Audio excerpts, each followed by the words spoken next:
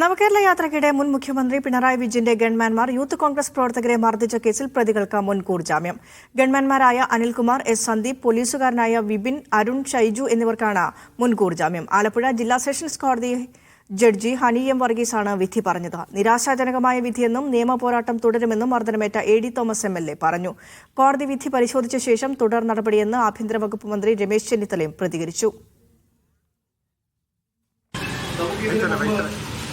പരിഗണിച്ച പല കേസുകളുടെയും ഒക്കെ ഒരു പശ്ചാത്തലവും ഇപ്പോൾ കഴിഞ്ഞ 5-6 ദിവസമായി കോടതിയിൽ നടന്ന വാദങ്ങളും അതിൽ ജഡ്ജിയുടെ ഇടപെടലുമൊക്കെ ശ്രദ്ധിച്ചവർക്ക് അത് മനസ്സിലാവും.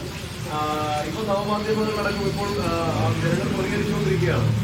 അപ്പോൾ ഈ കോടതിയിൽ നിന്ന് നീതി കിട്ടുമെന്ന് നിങ്ങൾ പ്രതീക്ഷിച്ചിരുന്നു നിഷ്കളങ്കരെ എന്നാണ് പൊതുജനം ചോദിച്ചുകൊണ്ടിരിക്കുന്നത്.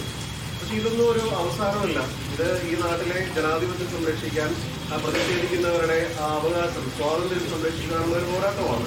അതിന് തുടക്കത്തിൽ ഇങ്ങനെയുള്ള ചില പ്രതിസന്ധികൾ കഴിഞ്ഞ 3 വർഷമായി ഞങ്ങൾ നേരിടുന്നതാണ്. അത് തിരിച്ചടിയായിട്ടൊന്നും കാണുന്നില്ല. എന്താണ് കോടതി വിധി എന്ന് പരിശോധിച്ച ശേഷം അതിന് അപ്പീൽ പോകണമെങ്കിൽ അപ്പീൽ പോകും, മറ്റ് നിയമ വഴികൾ തേടും. അതാണ് സാധാരണഗതി നമുക്ക് ചെയ്യാൻ കഴിയുന്നത്. അത് തീർച്ചയായിട്ടും ചെയ്യും.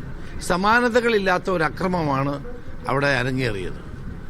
ഇപ്പോഴത്തെ MLA ആയ മാരാരിക്കുളത്തെ AD തോമസിനും അജയ് ജുവൽ കുര്യാക്കോസിനെയും അതിഭീകരമായിട്ട് മർദ്ദിച്ച അന്നത്തെ മുഖ്യമന്ത്രിയുടെ ഗൺമാൻമാരടക്കമുള്ളവരുടെ കേസ് പുനരന്വേഷിക്കാൻ ഞങ്ങളാണ് തീരുമാനിച്ചത്. അല്ല, അത് കോടതിയിൽ എന്ത് പറഞ്ഞു. ഫൈസൽ അസീസ് നൽകും വിശദാംശങ്ങൾ. ഫൈസൽ, ഇന്നത്തെ കോടതി നടപടികൾ, കോടതിയുടെ ഉത്തരവ്, ഒപ്പം AD തോമസ് MLAയുടെ പ്രതികരണവും സമഗ്രമായി.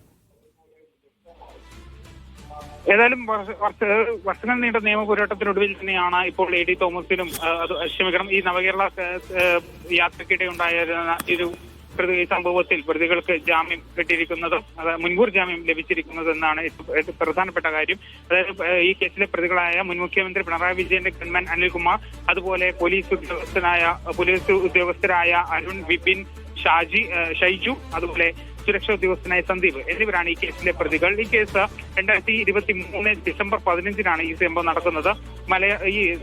ഈ സംഭവം നടന്ന ഉടൻ തന്നെ ഇവർ പരാതി നൽകിയെങ്കിലും, അതായത് AD തോമസും അതുപോലെ നിലവിലെ ആലപ്പുഴ MLA ആണ് അദ്ദേഹം AD തോമസും അജയ് ജോൽ കുര്യാക്കോസും ഉൾപ്പെടെയുള്ളവർ പരാതി നൽകിയെങ്കിൽ പോലീസ് സ്വീകരിക്കാൻ തയ്യാറില്ല. പിന്നീട് മുഖ്യമന്ത്രിക്ക് പരാതി നൽകുകയായിരുന്നു. മുഖ്യമന്ത്രിക്ക് പരാതി പിണറായി വിജയൻ തന്നെയായിരുന്നു മുഖ്യമന്ത്രി. അദ്ദേഹത്തിന് പരാതി നൽകി. പിന്നെ അദ്ദേഹം ഈ ക്രൈംബ്രാഞ്ച് അന്വേഷിക്കാൻ ഉത്തരവിട്ടു. ഈ ക്രൈംബ്രാഞ്ച് അന്വേഷിച്ച് 2 പ്രതികളെ പ്രതി ചേർത്തു. ഈ അനിൽകുമാറും അതുപോലെ സന്ദീപിനെ പ്രതി ചേർത്തു. എന്നാൽ മറ്റ് ഇവർ ഈ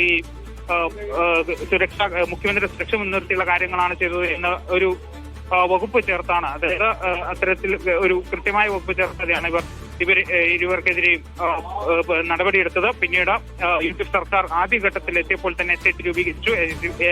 SP ക്രൈംബ്രാഞ്ച് SP ഷൗക്കത്തിയുടെ നേതൃത്വത്തിലുള്ള സംഘമാണ് ഈ കേസ് അന്വേഷിച്ചത്. പിന്നീട് ആദ്യം ജാമ്യമുള്ള വകുപ്പുകൾ പ്രകാരമാണ് കേസെടുത്തത്. പിന്നീട് ജാമ്യമില്ലാത്ത വകുപ്പുകൾ കൂട്ടിച്ചേർക്കുന്നു.